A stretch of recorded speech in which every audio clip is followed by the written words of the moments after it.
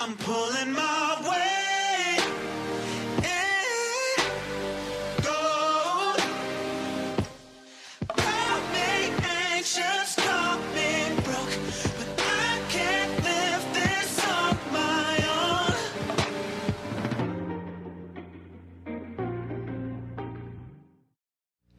Welcome back to Ergo, everybody.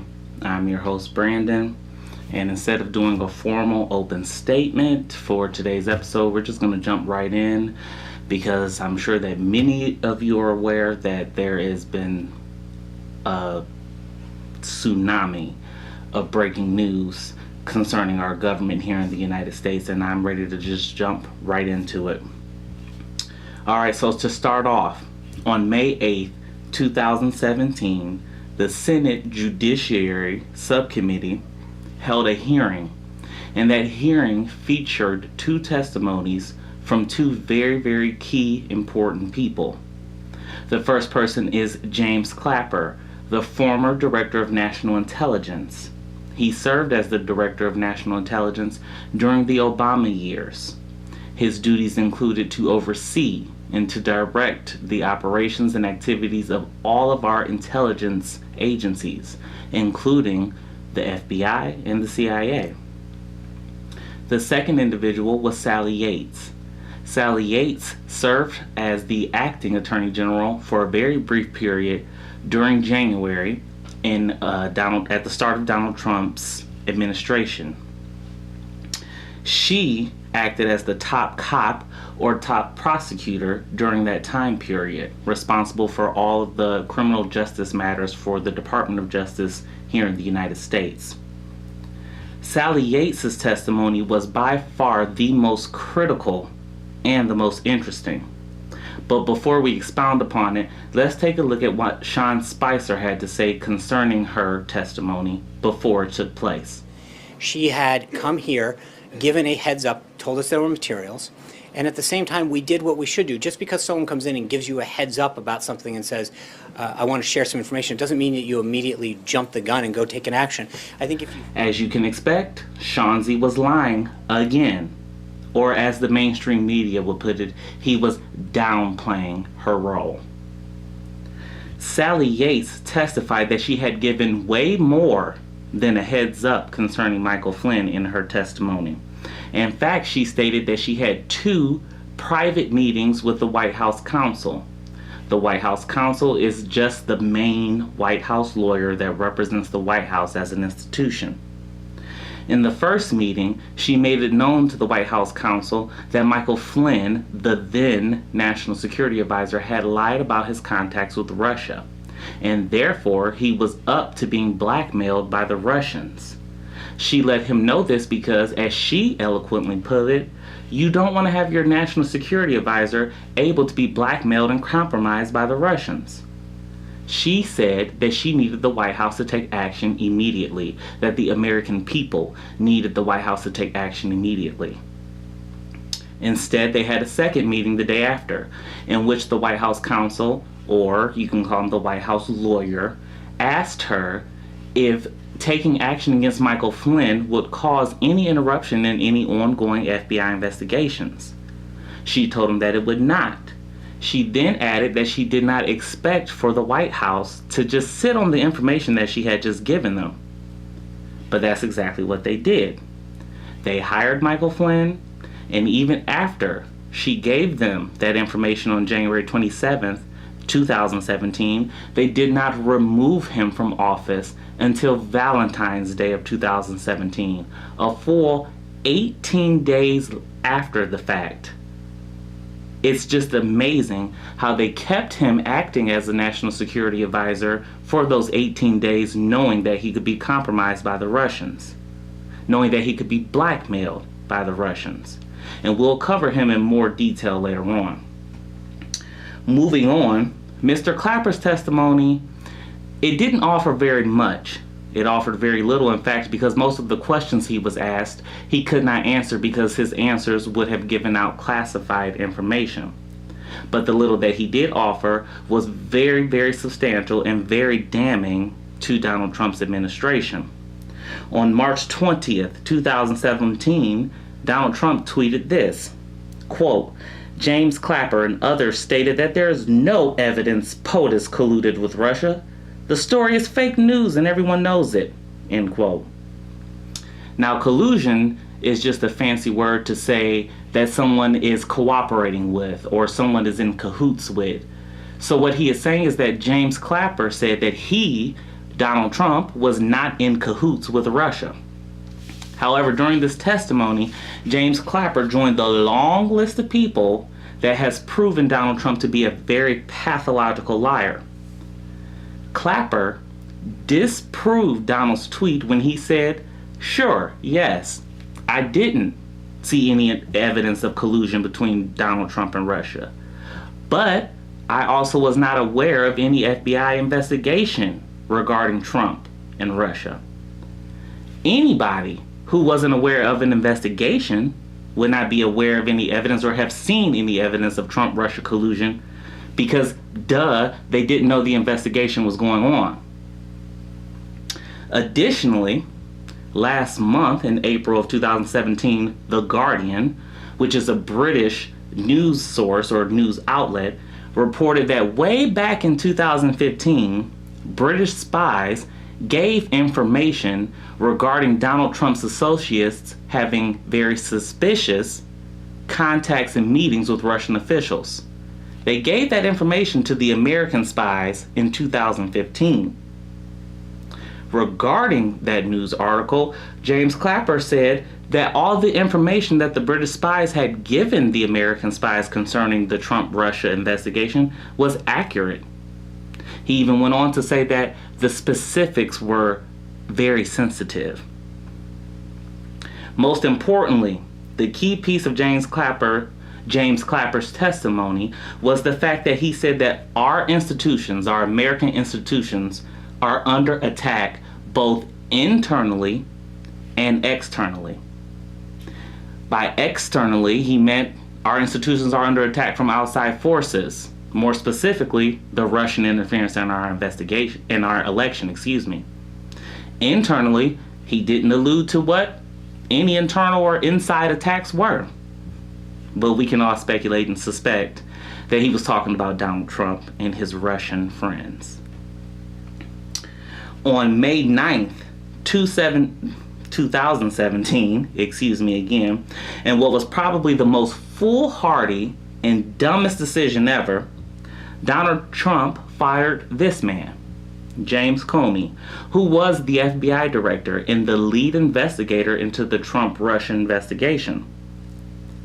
To fire James Comey, Donald Trump sent his bodyguard to the FBI headquarters in Washington, D.C.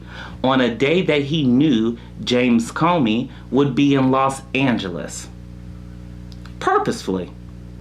No one has reported purposefully, but one can suspect that it would have been purposefully. The letter that he sent his bodyguard with to terminate James Comey said this, quote, I have received the attached letters from the Attorney General and Deputy Attorney General of the United States recommending your dismissal as the Director of the Federal Bureau of Investigation. I have accepted their recommendation and you are hereby terminated and removed from office effective immediately. While I greatly appreciate you informing me on 3 separate occasions that I am not under investigation, I nevertheless concur with the judgment of the Department of Justice that you are not able to effectively lead the Bureau. It is essential that we find new leadership for the FBI that restores public trust and confidence in its vital law enforcement mission, end quote. Now, the reason I say Donald's choice to fire James Comey was very foolhardy, stupid, dumb, is because of the 2 letters that he referred to in this letter that were attached to his. One letter was from the Deputy Attorney General or the Assistant Attorney General named Rod Rosenstein. Rod Rosenstein in his letter recommended that James Comey be fired for James Comey's handling of Hillary Clinton's email investigation and how James Comey went out into the public to announce right before the election that Hillary Clinton was under another email investigation. Now, we all know that Donald Trump and his Republican Party pals were just so sad that Hillary Clinton got embarrassed and dragged through the dirt the way that she did. And for them to now, all of a sudden, feel so bad that the FBI director must go because of Hillary Clinton. Right. The other letter was from the full or main Attorney General for the United States, Jefferson Beauregard Sessions III, and we all know how much I love and adore him. We're not even going to discuss what was in his letter because his letter should not have existed. Why shouldn't his letter have existed? I'm glad that you asked, and I'm glad that you want to know because I'm going to tell you anyway. Jefferson Beauregard Sessions III recused himself from all investigations pertaining to Hillary Clinton, Trump-Russia connections, and Michael Flynn. James Comey, the FBI director, was the lead investigator of all three of those investigations. So one who is rational could certainly, by reasonable deduction, come to the conclusion that Jefferson Beauregard Sessions III should have had no input whatsoever in the termination of this FBI director leading the three investigations that he voluntarily removed himself from overseeing. Because that's what recusal is to say that I'm voluntarily surrendering my authority to oversee these investigations. Never fret though, because Donald Trump himself, in an interview with NBC News and Lester Holt, said that he was going to fire James Comey regardless of those recommendations. That he in fact fired him because of the Russia investigation. Let's take a look at it now. You met with the Deputy Attorney General, Rod Rosenstein. Right. Did you ask for a recommendation? What I did is I was going to fire Comey. My decision. It was not... You had made the decition before they came in the room. I was going to fire Comey. There's no good time to do it, by the way. Because in your letter you said I accepted their recommendation. Yeah, well, they so you also, had already made the decision. I was going to fire regardless of recommendation. So there was really... He made a recommendation. He's highly respected. Very good guy, very smart guy. The Democrats like him, the Republicans like him. He made a recommendation, but regardless of recommendation, I was going to fire Comey, knowing there was no good time to do it. And in fact, when I decided to just do it, I said to myself, I said, you know, this Russia thing with Trump and Russia is a made-up story. It's an excuse by the Democrats for having lost an election that they should have won. And the reason they should have won it is the Electoral College is almost impossible for a Republican to win. Very hard. Well, certainly you can see that Donald Trump is uncomfortable about the Trump-Russia investigation. And I'm sure that is not about Hillary Clinton. That's all I can say about that matter. You can deduce from it what you will. But in the meantime, we're going to take a quick break. Ergo wants to be the platform for you to express your political thoughts. Please feel free to join the discussion via phone, video, or in person. To set up an interview, contact The Ergo Show at Outlook.com. Michael Flynn, we're going to return back to him because remember, we were just talking about him earlier in this episode. Michael Flynn was the National Security Advisor of the United States for 24 days only during Donald Trump's administration. Michael Flynn, as the National Security Advisor, was in charge of foreign affairs. He had access to top intelligence information, and he was involved in the high-stakes military operations and planning for all missions that we do as the United States. On May 10th, however, Michael Flynn had a very, very bad day. He had a bad day because that was the day that a grand jury in Virginia issued subpoenas demanding documentation from him and all of his business associates. Why were these subpoenas issued? That answer is unclear, but again, by speculating, we can say this. Maybe it was due to the $45,000 that Michael Flynn received from President Vladimir Putin of Russia to attend an event in Russia in which he sat directly next to the said President Vladimir Putin of Russia. He didn't disclose that he received that $45,000 to the government, which is a law that he do. Since he didn't, one will argue that he broke a law. And one will certainly be right to make that argument. Furthermore, maybe the subpoenas were related to lobbying. Lobbying is the act of attempting to influence the actions, policies, or decisions of government officials. We all now know that lobbying was in fact what Michael Flynn was doing behind the scenes, as he did not report that he received $500,000 from the Turkish government, that represents the country Turkey, to lobby for them and to have influence on all policies and decisions that would be made by our government that could affect Turkey. This, of course, broke another law requiring that he register as a foreign agent, which he hadn't done until March, well after he was fired. It is very important to remember that Flynn is the same guy that lied about meetings with Russian officials while President Barack Obama was still the president. It is important to remember that he lied about his conversations with those Russian officials, where he said he didn't discuss sanctions with these Russian officials, when in fact printed transcripts of those conversations reveal that he did. He is the same person that former President Barack Obama fired from his administration. He is the same person that former President Barack Obama sternly warned and asked Donald Trump not to fire because his behavior was problematic in and of itself. He is the same person that Sally Yates was testifying on from the earlier part of this episode regarding his contacts and regarding him being compromised and possible blackmail by the Russian government. Donald Trump hired him anyway. Shocking. And Donald Trump kept him on even after being warned from Sally Yates, my personal hero, that he was compromised and could be blackmailed.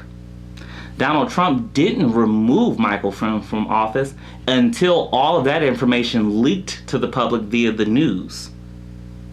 So, could we say that Michael Flynn could still be in the White House if it never leaked to the press?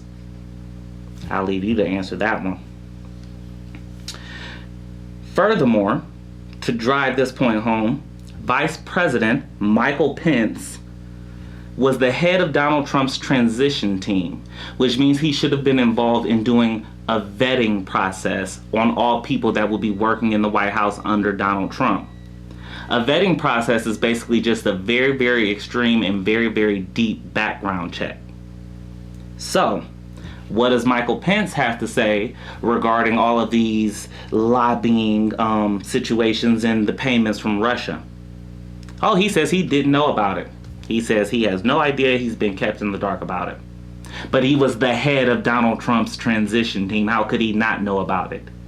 If he didn't know about it truly and at all, we will eventually find out that maybe there are a lot of people working in the White House that Michael Pence didn't do background checks or extreme vetting on, like he should have, seeing that these people have top access and top clearance to some of our nation's most classified information. It is either very irresponsible or yet another dereliction of duty from this Republican-ran government. Moving on. The Deputy Attorney General, Rod Rosenstein, was furious that Donald Trump and his White House press team blamed his letter for being the basis for why James Comey was fired.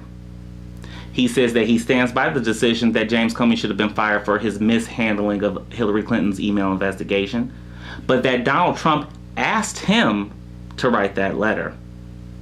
So, and what I would say was an attempt to get back at Donald Trump, Rod Rosenstein looked to go and remove the blemish from the reputation that Donald Trump just put on his reputation.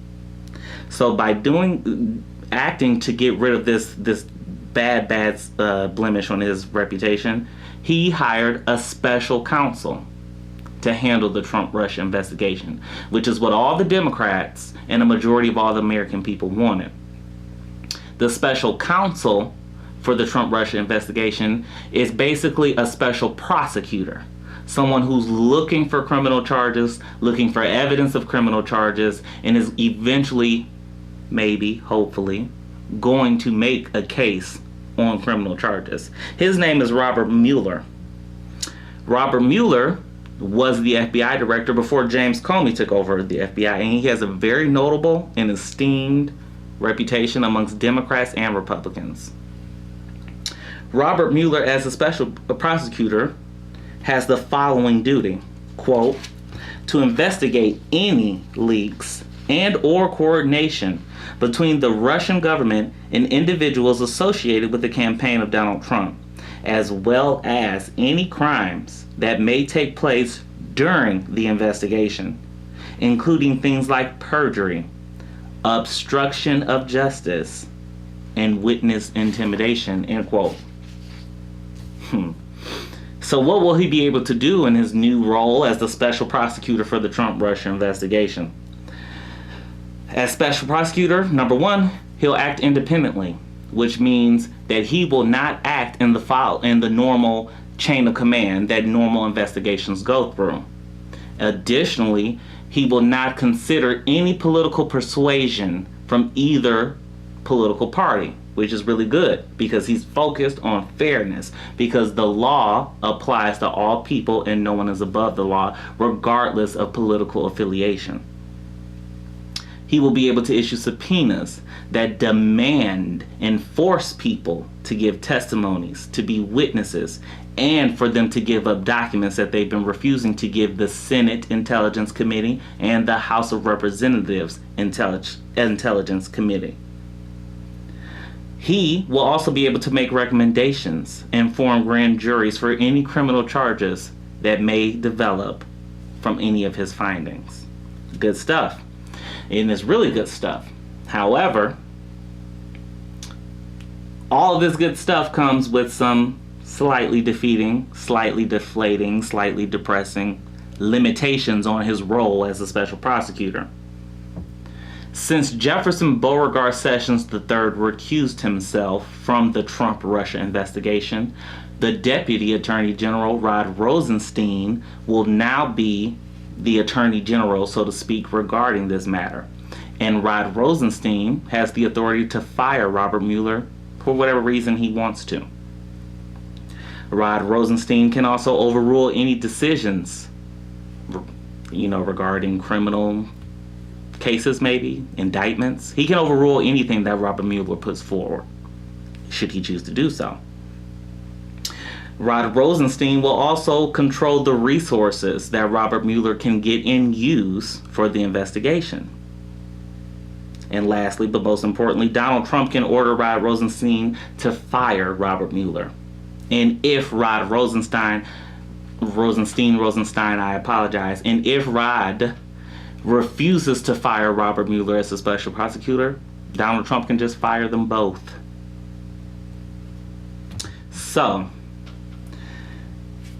for me anyway, it is hard to believe that our government would write a law where the president, who is under investigation, can fire the two top prosecutors who are investigating him, and that these special prosecutors, the Deputy Attorney General and the Attorney General, are political appointees, which means that Donald Trump picked them to be the Attorney Generals.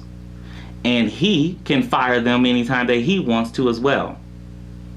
So we have a law situation set up to where if Donald Trump decides to do so, he can get rid of anybody that is investigating him. That is not a check on power. That is not a balance on power, and it needs to be corrected.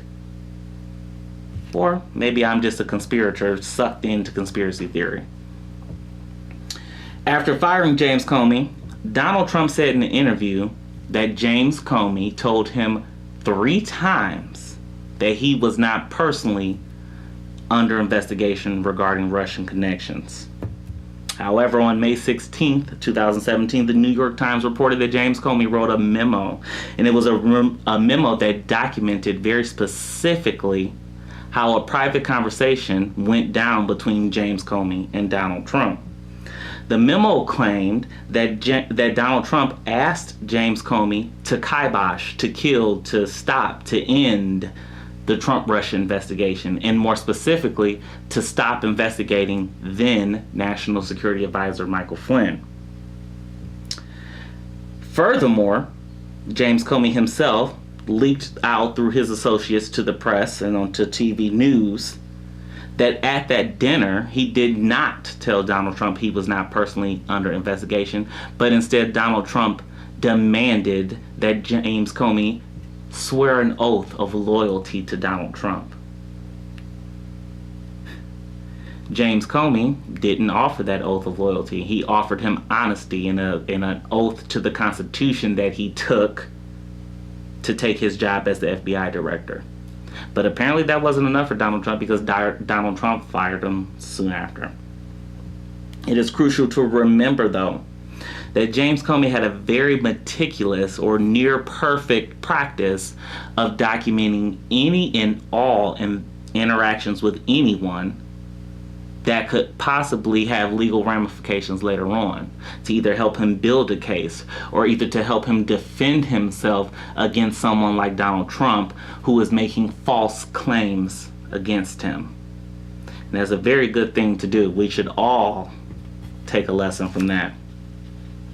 But in addition to that mess, it only gets messier. Because on May 19th, literally just a couple of days ago, the rubber really met the road. Donald Trump on May 10th, 2017 had a meeting with the Russian ambassador Sergei Kislyak, I hope you remember that name, and the Russian foreign minister Sergei Lavrov. This meeting was closed to the American press, but the Russian press, called TASS, was allowed in, which is why we have pictures of the event. During this meeting between Donald Trump and these two Russians, two very bad things happened. Very, very bad things, as Donald Trump would put it. The first thing was Donald Trump leaked very, very highly classified information to these two Russians. This information was so classified that Donald Trump, as the so-called president, didn't even have permission to give to the Russians, but he did anyway. That information he gave them has now put the spy, the Israeli spy who's from Israel, has now put his life in jeopardy. That spy was helping us by giving us critical key inside information from the ISIS terrorist group, and he was helping us combat them. But now Donald Trump has put his life in jeopardy because he wanted to boast about the great intelligence information that he has regarding ISIS. So thank you, Donald Trump.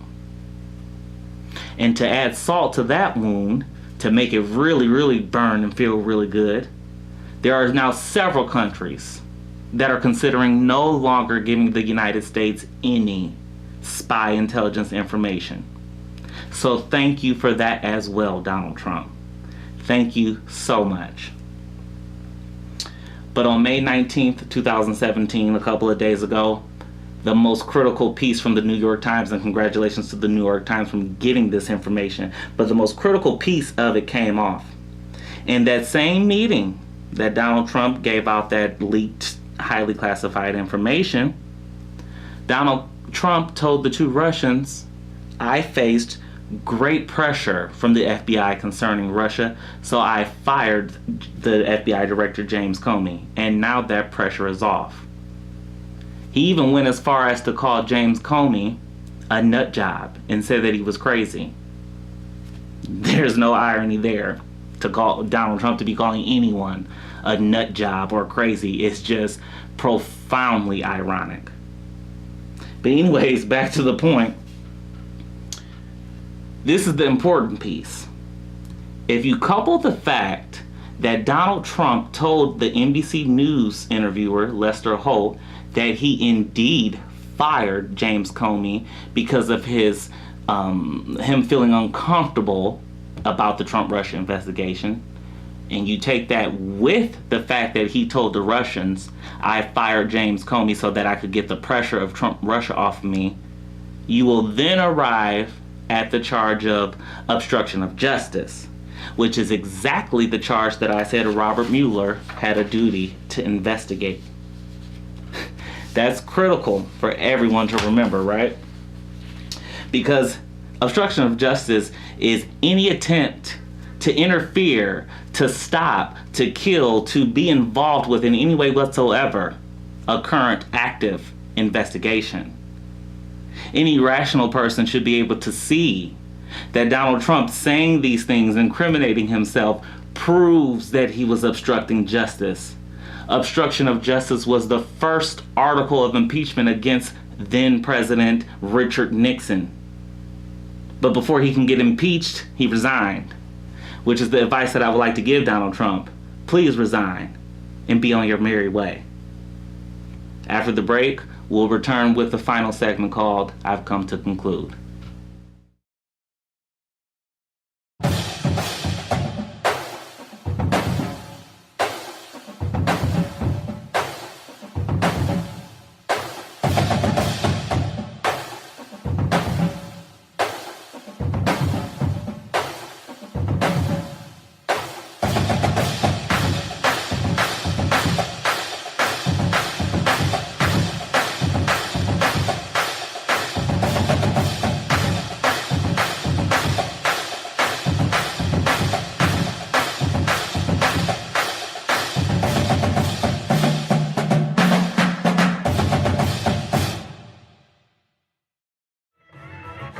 Joe speaks truth to power. Here's a message to the White House. You keep lying, we're going to keep reporting. With access to the people who matter. What do you think? I have a really big problem with that commercial. And it is because it claims that Morning Joe has access to the people that matter most. Yes, the mainstream news networks do have access to government officials and experts in various fields, but I argue that the people that matter most are us, the average American people. While the people you see in the news are American citizens as well, they all depend on us. It is the people whom give mainstream news outlets their ratings and money. It is the people who deal with the effects of what's going on in our government. And it is the people whom truly have the control of this democracy. So I take this moment to remind you again that you, the people, are the power. That is why this show will always be open to anyone who cares enough to be a guest. I don't care if you're Republican, Democrat, Independent, Atheist, Muslim, Jewish, Christian, gay, straight, whatever. I want Ergo to be the meeting grounds of all ideologies and opinions. I want to extend an invitation to all people to use their voice to discuss, to debate, to present their opinions, and to encourage others to get involved. Now, I'm hard on Trump, and that's my stance. However, I don't oppose his supporters, and I don't detest conservative values. But I've said this before, and I'll say it again, that what's done in the dark can have some of the most destructive and consequential repercussions. That's why it's up to us to speak truth to power, to bring awareness to anyone who will lend an ear and give a thought. If you choose to be ignorant to all these egregious happenings surrounding Donald Trump and the Republican Party, that makes you just as complicit as the Republican Party. You can have an effect now instead of waiting and complaining later. They say that voice is power, and with power comes responsibility. And with that, I'll conclude this week's episode of Ergo, Before You, the People. I'm pulling my weight.